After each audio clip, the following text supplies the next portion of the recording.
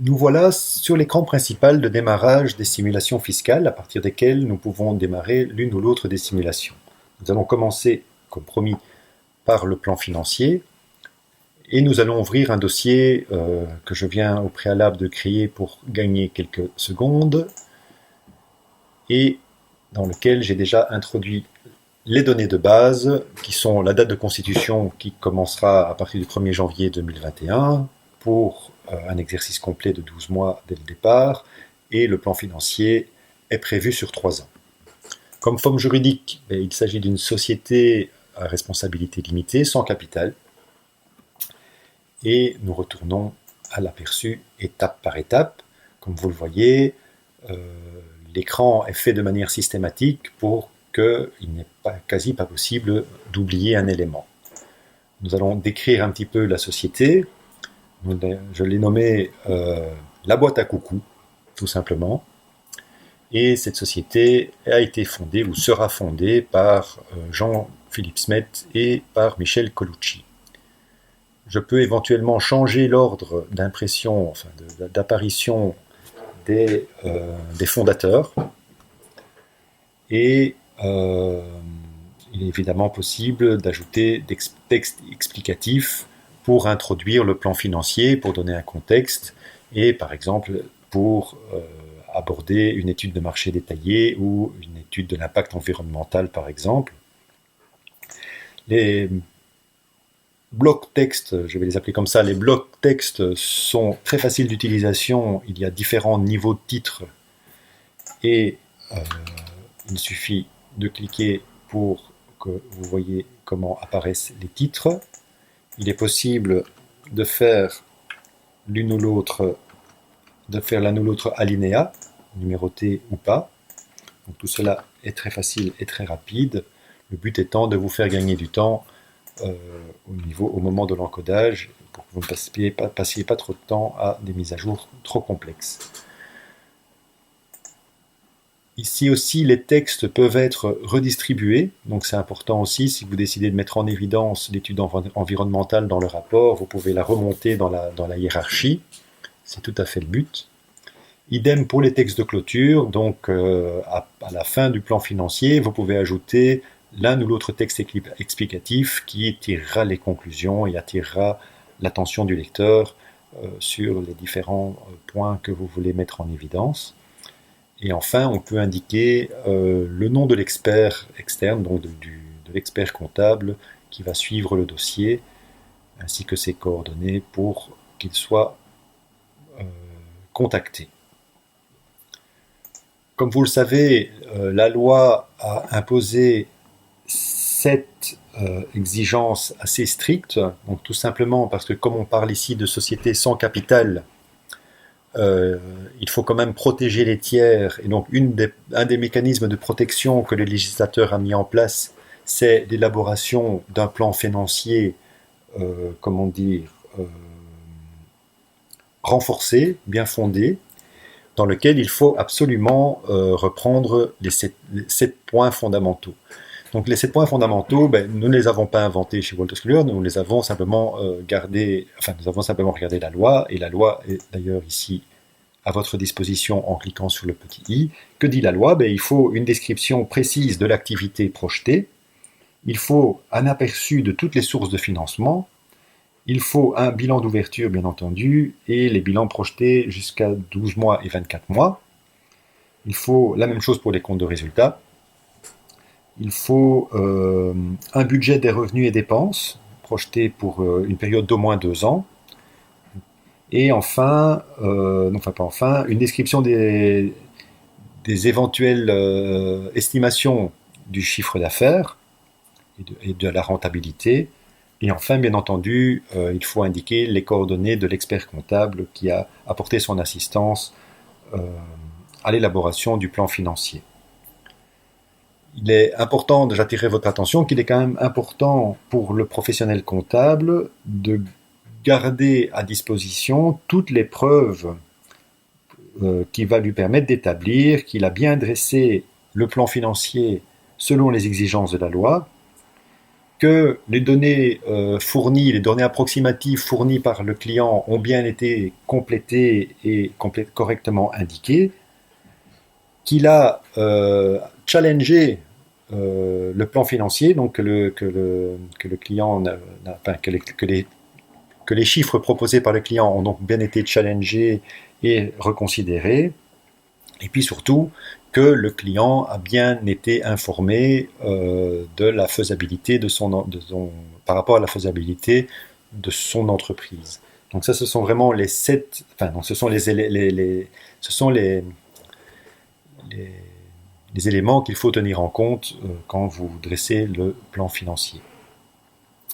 Je vais maintenant introduire quand même un peu de produit. Donc on envisageait un produit XYZ qui nous rapportera un montant récurrent de 10 000 euros par mois. Je peux ici indiquer la fréquence de ce revenu. Je peux indiquer le début de ce revenu. Donc ici, je vais être très optimiste et considérer que dès le premier mois de la constitution, le produit XYZ me rapportera 10 000 euros récurrents tous les mois.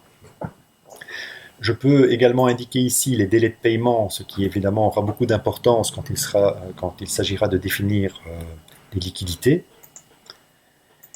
Et ce qui est intéressant également, c'est que je peux éventuellement avoir un autre plan. Donc considérer qu'un montant ne sera pas récurrent. Je pense ici à un montant qui, par exemple, un produit qui par exemple est saisonnier, qu'on ne vendrait qu'au printemps. Ben à ce moment-là, ici, je peux adapter mon plan annuel sur ce produit et indiquer à quelle période on va le vendre ou pas, toujours avec en arrière-pensée avoir une vue claire sur les liquidités.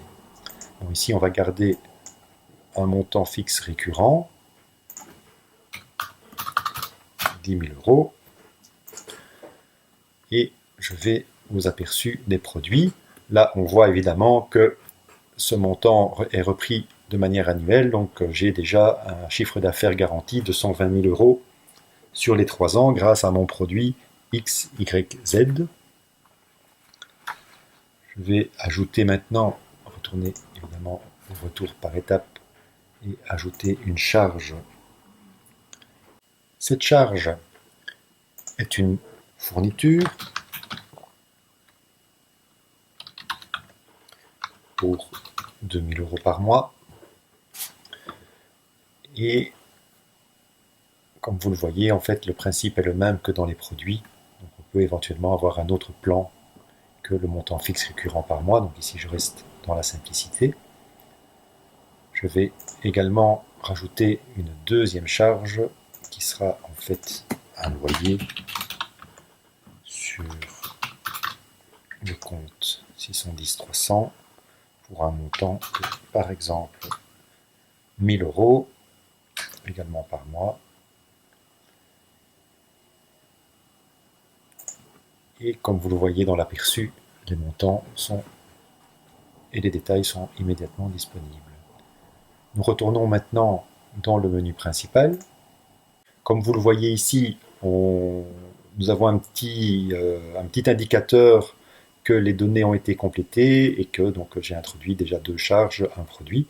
Ça vous donne une idée si votre dossier est en train d'être complété. Je vais introduire un actif qui sera une machine.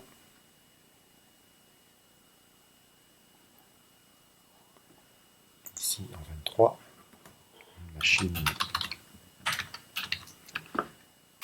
à fabriquer du XYZ. Machine qui m'a coûté la modique somme de 10 000 euros, que je vais amortir sur 3 ans. C'est volontairement 3 ans pour vous montrer, en fait, pour l'anecdote, que les arrondis sont calculés automatiquement. Comme vous voyez, il y a encore, à chaque endroit où c'est nécessaire, un petit i vous donne un complément d'information. Ici aussi, donc, nous sommes partis sur un amortissement linéaire. Mais il est également possible d'avoir un autre plan d'amortissement que vous pouvez définir à votre guise. On va rester sur le linéaire par simplicité. On retourne à notre étape par étape. Ici, comme vous voyez, on a fait un actif. Et comme je disais, donc pas besoin de sauver, les sauvegardes se font automatiquement. Je vais ajouter un passif qui sera un apport personnel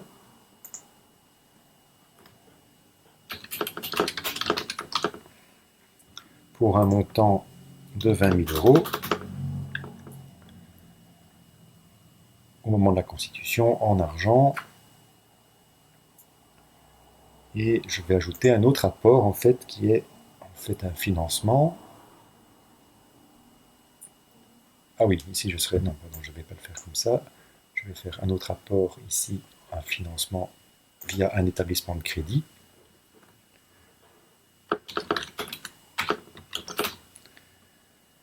Pour la somme de 24 000 euros.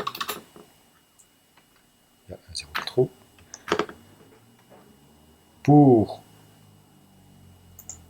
les amortissements tous les mois, une durée de 10 ans, un taux d'intérêt de 2% et la date dès le début, donc dès la constitution.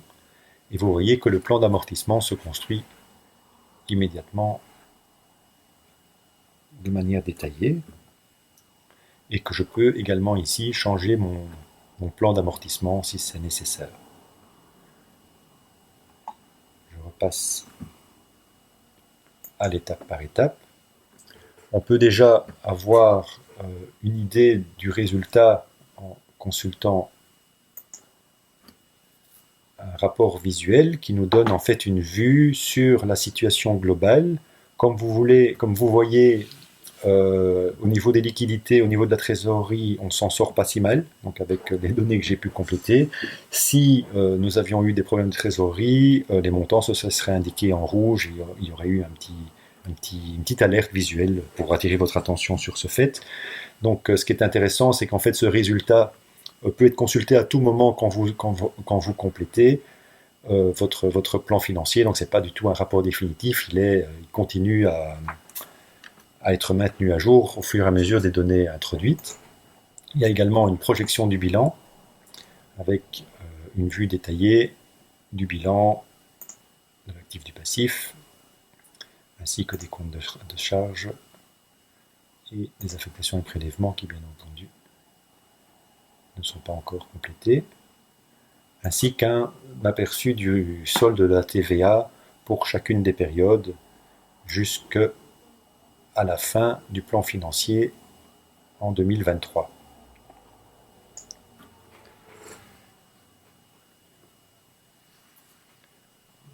Donc, c'était un rapide survol des fonctionnalités. Donc, certains éléments de la checklist se cochent automatiquement, d'autres doivent être cochés manuellement, parce que forcément, on ne sait pas toujours jusqu'où vous allez aller dans le détail et combien de rubriques vous allez compléter. Donc ici, je le fais rapidement manuellement pour vous montrer le rapport final qui est un fichier PDF, donc fichier PDF qui est donc facile à échanger avec votre client puisque tout le monde est capable de lire un fichier PDF, et aussi un peu sur avec tous les outils, c'est-à-dire autant sur un smartphone que sur un ordinateur portable ou sur un ordinateur, bien sûr. Un PDF, ça s'ouvre un peu partout. Ce PDF, vous pouvez l'imprimer évidemment et le rendre au notaire.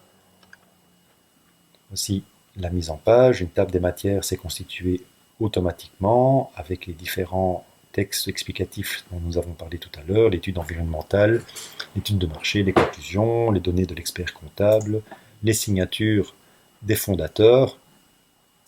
Donc le document, comme vous avez vu, en quelques minutes est tout à fait complet, très propre prêt à être envoyé chez le notaire. Je terminerai cette, enfin j'ose pas dire démonstration, cette petite, oui, ce petit survol des fonctionnalités par un petit conseil, une petite astuce. C'est qu'en fait, ici, ben, nous avons fait un plan financier pour cette société, comment s'appelait déjà, la boîte à coucou, avec, par exemple, il y a eu un apport personnel d'un des membres, mais en réalité, ce qu'on peut faire, c'est en faire un duplicata. Donc, on reprend des mots du jour, on la développe, on en nomme une copie, bis, on va dire, sans apport, voilà. Je crée un nouveau plan financier. Je suis en fait dans une copie conforme du premier plan financier, du démo du jour, mais je peux adapter ce que j'ai envie. Et donc, par exemple, on pourrait envisager que j'enlève l'apport personnel dans cette situation-ci. Voilà. Et du coup, on a une situation autre, mais qui vous permet d'aborder les différents scénarios avec votre client. Je vais oser aller voir le résultat, voir ce que ça donne. Et voilà, donc on a un petit peu moins de solde de trésorerie, les trésoreries étaient un petit peu plus élevées. Mais donc voilà, donc ça vous permet de très facilement dédoubler vos scénarios et aborder très facilement avec votre client les différents scénarios de son choix et celles qui lui conviennent mieux, donc avec ou sans apport, avec ou sans investissement, avec ou sans achat, etc. Et donc je trouvais que c'était une petite astuce intéressante à vous communiquer dans cette démonstration.